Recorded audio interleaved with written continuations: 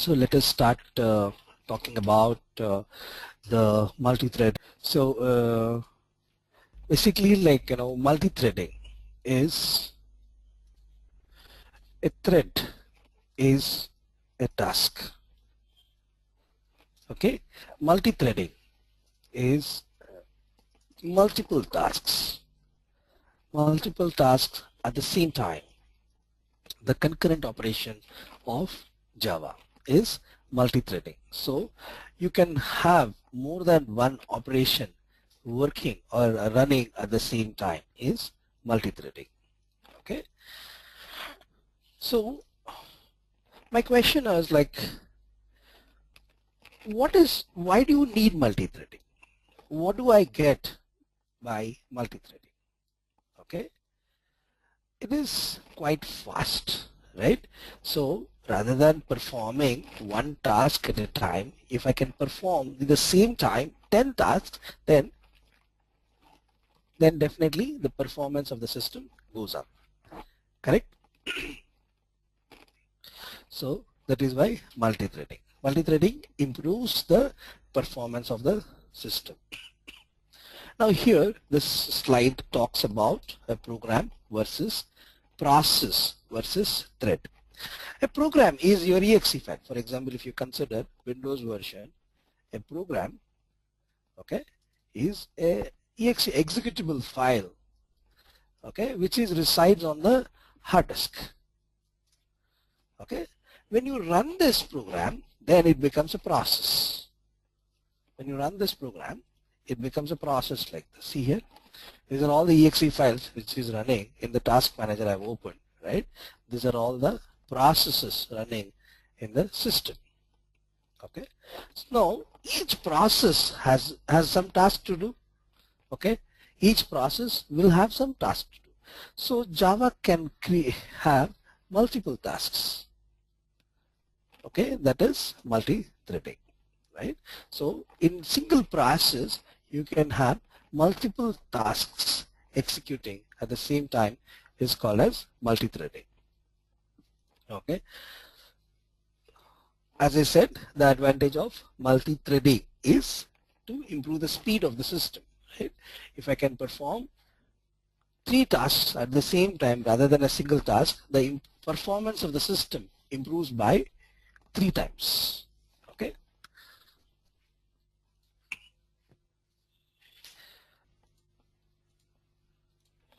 A program is a set of instructions stored in secondary device that are intended to carry out a specific job. It is read into primary memory and executed by the kernel. That's what I said.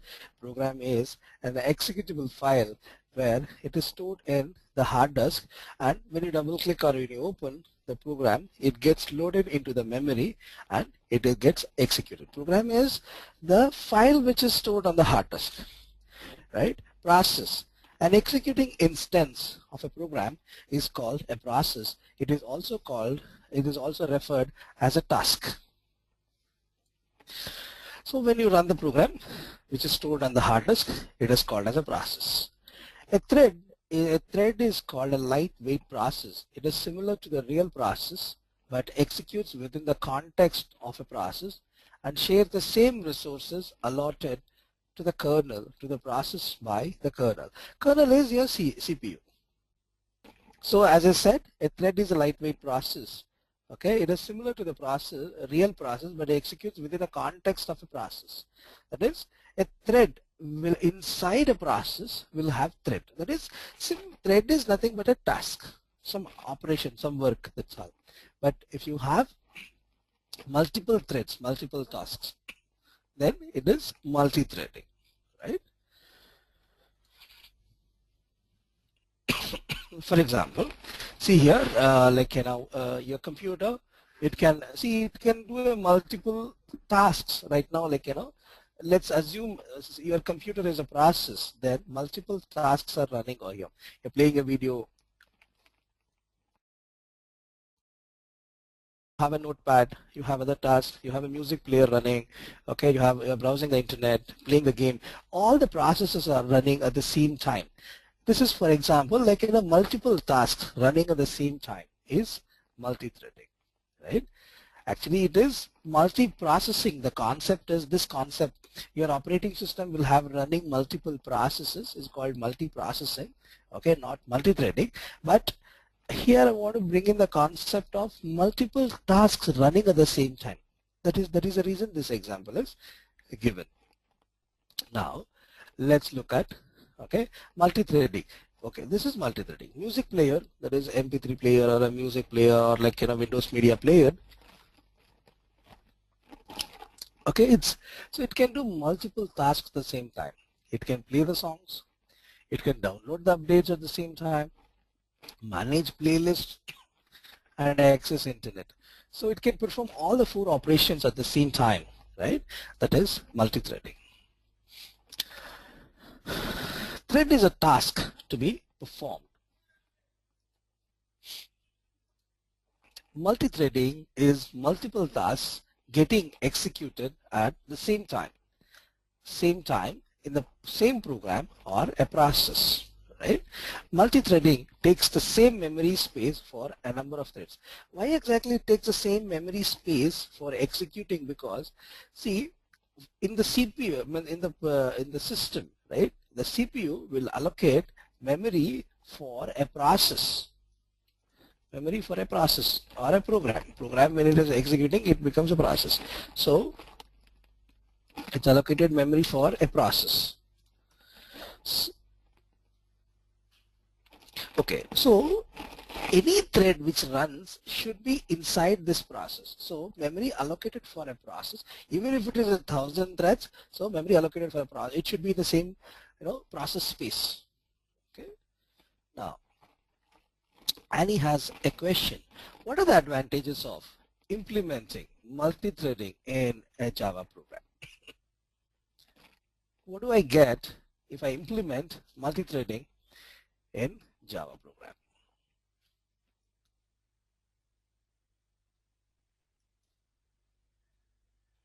Okay.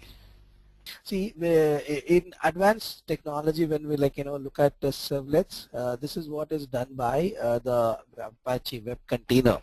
So what happens, every request which comes in, right, it converts as a thread. Okay, so that's why the servlet engine, Apache Tomcat, works as a multi-threading machine, right? So if a heavy load is there, it converts into the threads and distributes the load. Okay, Vian says improve speed. Yes, everyone are right. Thank you so much for responding. Well, let's look at the answer. Since multiple processes or tasks run at the same time, okay, time is saved, hence speed increases, correct, which you all know. Okay, instead of running 2 programs, the same can be achieved by running 2 threads in the same memory space, hence memory consumption also decreases. The moment memory consumption decreases, CPU work will be less because it has to allot so much memory and it has to use so much memory and allocation, releasing the memory, and so much it has to perform. If it is taking less amount of memory only, then performance automatically increases, right? Okay, now let's look at how exactly we can perform multi-threading. That is, there are 2 ways of creating your Java program for multi-threading operation. One is a thread class. You can extend your program from a thread class, okay, and you can also implement a runnable interface, right? Okay, now I have a question that what is the difference between a class and an interface, right? See, there are 2 ways of implementing a thread, making a program as threading program. But why should I have a class or a runnable interface? What's the difference between a class and interface? Can you write down the answers? What is the difference between a class and interface in Java? Right, yeah. Okay, so interface as we discussed in the last class, interface specifies the definition. That's all. It does not have the function, body, or implementation, right? And it has to be implemented in a class only, right? A class, uh, a class can have single inheritance. That is, it can derive from another class. That's all. Extends can be used only once. It cannot have multiple inheritance. Let's say, for example, I have a class. Okay, I have a class. Let's say A, which is already extends from B, right? And I want to make this class as multi-threaded class. How can I do it? It's already extended from one class. I cannot extend from thread class again. I cannot say comma extends thread. This I cannot do. If my class is not extended, then I can extend it from a thread class. Otherwise, I will not be able to extend it. So in that case, what you should do is, okay, you should implement runnable interface. Okay, it's always, you can see which one you want. It's same only. Implementing runnable interface and extending a thread class. Okay.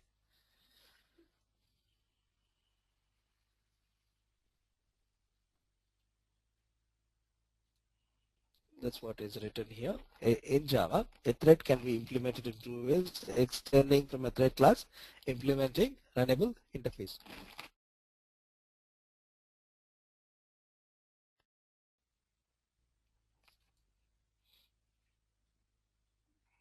Okay, see here, class thread1 extending from a thread, public void run. Okay, now this is how it is.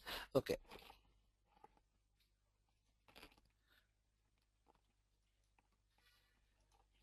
now let's say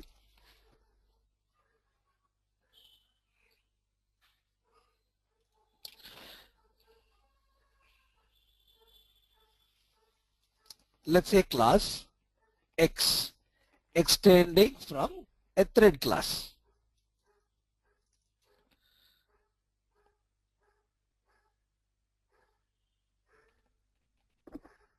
Okay, 1 second, hold on please.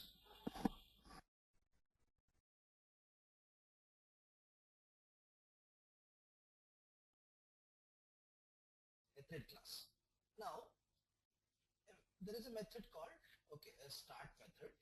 Okay, then another method called run method.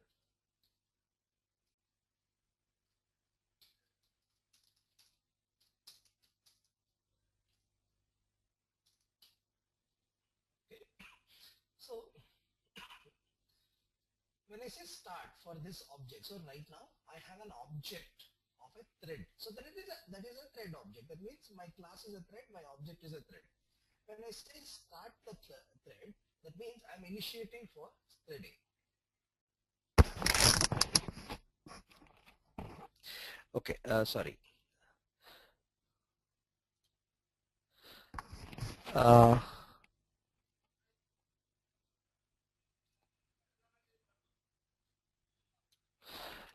let's say, like, class X extends from a thread. That means my object is a thread. My object is a thread. Okay, so that means, it's a thread class. Now when I say start, okay, I'm saying that start the thread operation. Okay, when I say when I call start, it calls the run method like this. Okay, so in run method, I'm saying run the tasks for this particular thread is the definition of that. Okay, so I can perform any tasks. Perform any task of this thread. Okay, this is how the operations of threading is. Like, you just have to say you have to create an object of X. Okay, and you say start. So the start method will call the run method, and run method will specify which task has to be performed by this thread.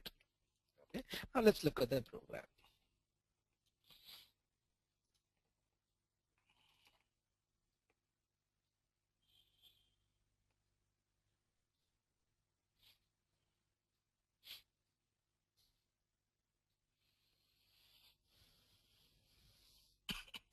Okay, now uh, I want you to go through this program and tell me what might be happening here. Okay?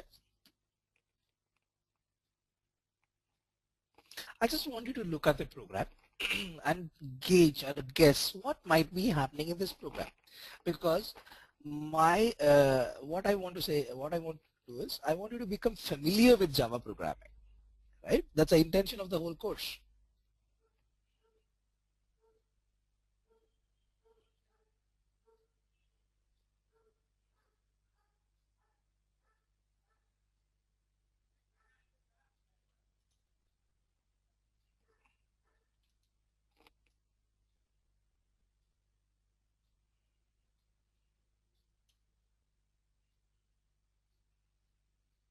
This method is not required.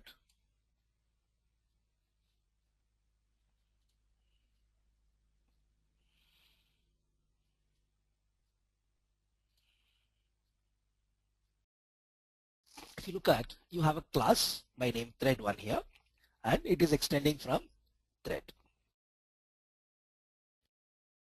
Then you have a start thread method, which has a start method. What I said, when you give a start, it calls the run method.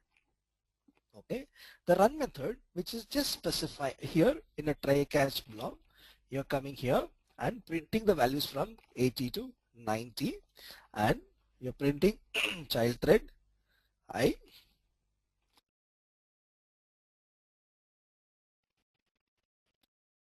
You're sleeping for 1 second. That means this thread, the child thread, will take rest for a minute. 1000 is 1000 milliseconds. That is 10 power minus 3. So, okay, 1000 is 1000 milliseconds, which is 1 second. So it takes rest for 1 second and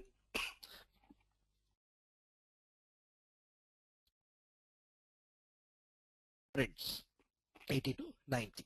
Okay. Then in the main function, you have another thread called T2. Means, you are instantiating the object of this class, right? And then calling a method called start method. The start method is calling the start thread method, calling a start method, which in turn calls the run method, which prints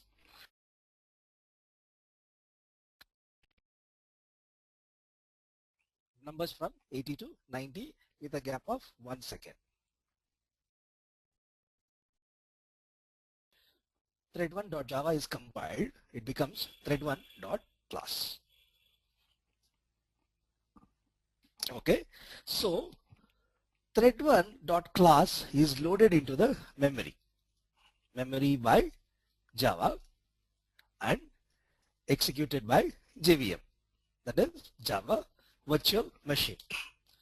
So JVM will create a new thread, okay, and runs a main method, that is this one, or like this.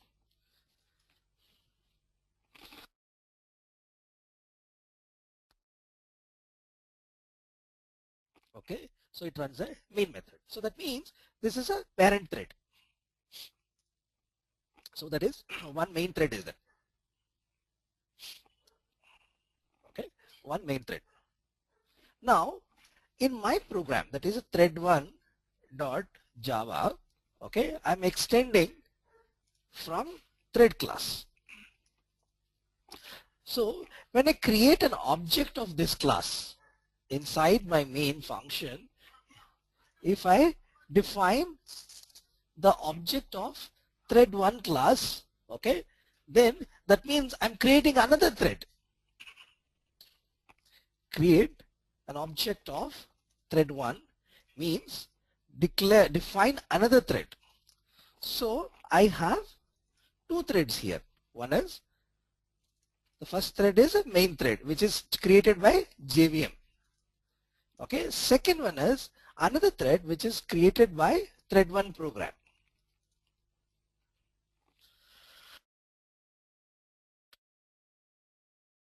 So I have two threads running in the system. Okay, now how am I controlling So another thread, thread 1, I can, what this thread, child thread, another thread or a child thread, okay, can perform as like whatever you specify in the run method, okay, it will work for the child thread, this thread. Whatever you write in the main function will work in a main thread. So if you look at the program, I have a class which is thread1 extending from a thread. Start thread method is there, which is called from the main method. It just calls the start method. The start method in turn calls the run method. The run method will specify what task the this child thread which is created should perform. Here we are printing the numbers from 80 to 90 in a gap of 1 second, right? Okay. Then in the main method is the parent thread which is called by the JVM, right? Main method is created by JVM and gets executed. So in this, I'm creating an object of thread1 as T2. Thread1 is my class. I'm defining an object of the thread class. So that means I have creating, the moment I create an object of a thread class, I'm creating another method, another thread, right? And I'm saying start thread. So it goes to the start thread which has start. I'm saying start the thread. The moment I say start the thread, it calls a run method. That means it specifies what operation this thread should perform, what task this thread should perform.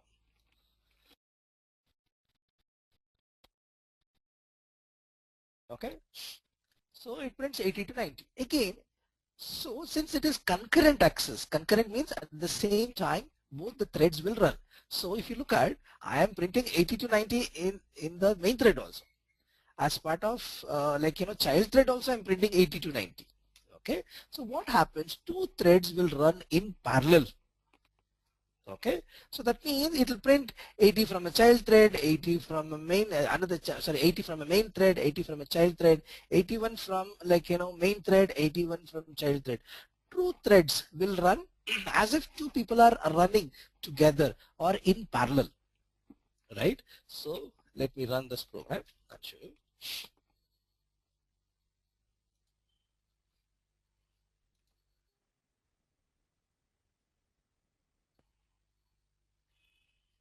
See here, two threads are running at the same time.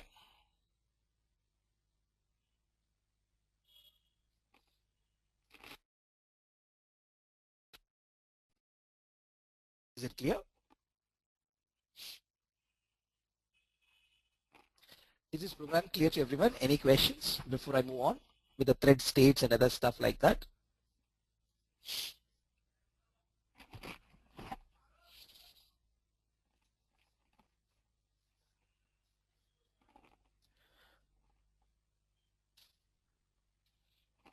So implementing the thread class. So in the run method, you specify what operations your thread was to be performed. So you specify in the run method. Okay. So by default, you will have one thread running because thread is a task. Without thread, how can you perform any task? So JVM creates a thread and calls the main function, main method. That's a main thread which is running, right?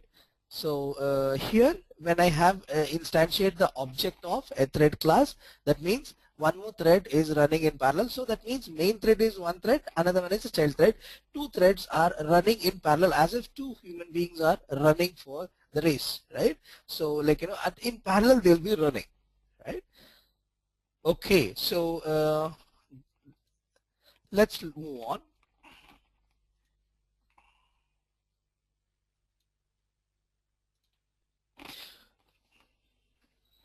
Okay, class thread1 extends from a thread, public void run. So thread is inbuilt class and run is also a method of a thread class. So they are all inbuilt.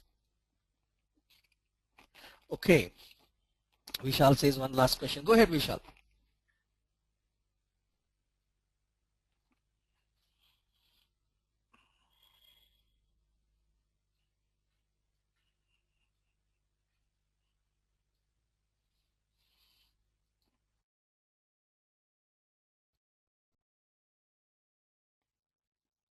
Okay, so Vishal asks a question, what if I don't provide the sleep in the thread?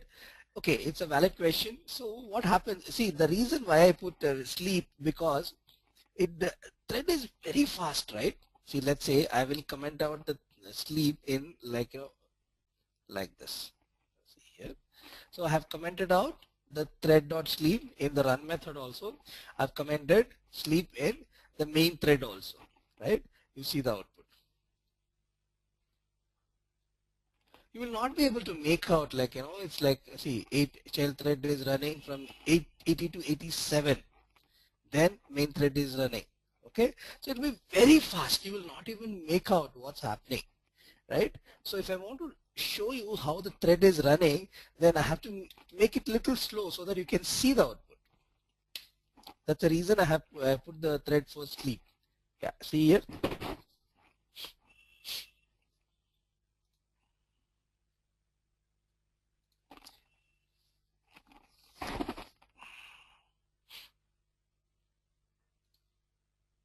Okay.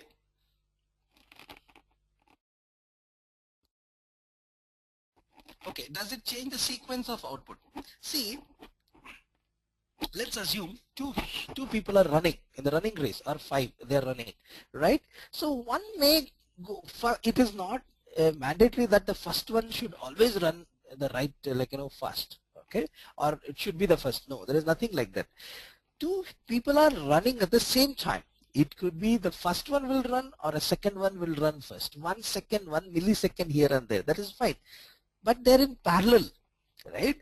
CPU can allocate the time for any thread first, right?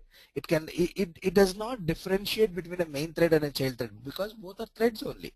CPU can allocate first for the child thread, then the main thread, or a main thread or a child thread. Two people are running at the same time, right? So there is no differentiation. If you want child thread to run first, you can make it. So otherwise, if it is okay in whichever the order they run, but you want them to run, that is fine. Okay. Now, so these are all the constructors. You can create a thread with a name. Okay. These are all the constructors, right?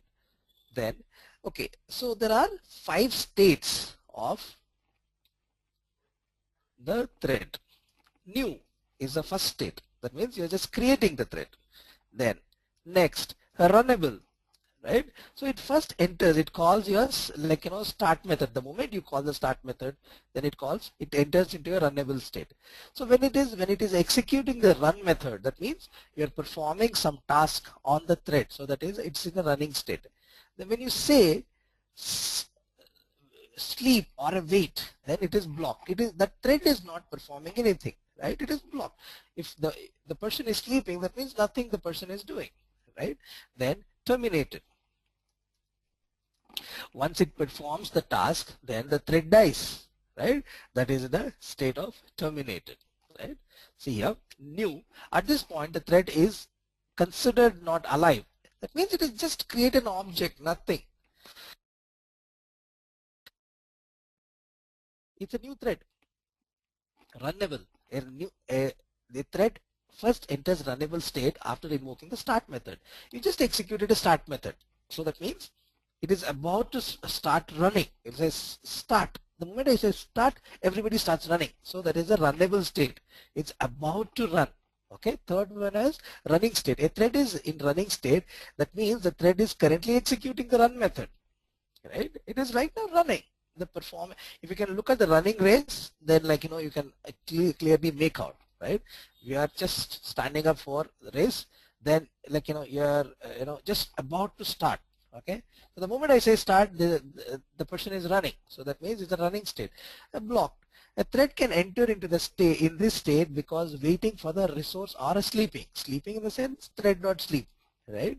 So it blocked. It is stopped, like, in between the running race. If it is too much of a race, then the person can stand and say, okay, I'll take a rest. I'll take rest for some time. Okay, I'll wait for someone else, right? Terminated. A thread can enter in this state when run method completes. After this method, thread cannot ever run again. That means this is a life cycle. Start, perform the operation, end. Simple. That is they create an object, call the start method, which in turn calls run method. Run method will have what operations to perform, and once the operation specified in the run method is completed, it comes out of the run method. That means the child thread is dead. Right? Similarly, like the main thread. So you are performing all the operations in the main thread. Once it is done, it comes out of the main program only. If you want to run this program, you have to rerun again. Right? That is what it means, terminated. Okay, pictorially it is represented here. That is like there's a thread. When you say start, so the new program has started. Okay, then it is the runnable state. That means it is about to run. Then like if it is sleeping, then like waiting for some resource, it is a waiting state. If it is sleeping, timed waiting, then once the thread is completing the task, it is terminated and comes out of it.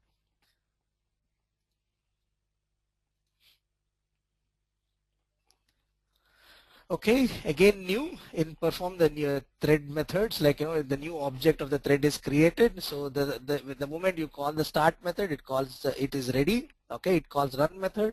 So when you call the run method, it is in a running state. You put it to wait or asleep, then it goes in a block state. So if you say notify all, it again gets into the ready state. Then like when the method runs, like at the end, after run method is completed, terminated is performed. Start method should be called to start a thread. Start will call the run method. Run will have the actual task to be performed by the thread.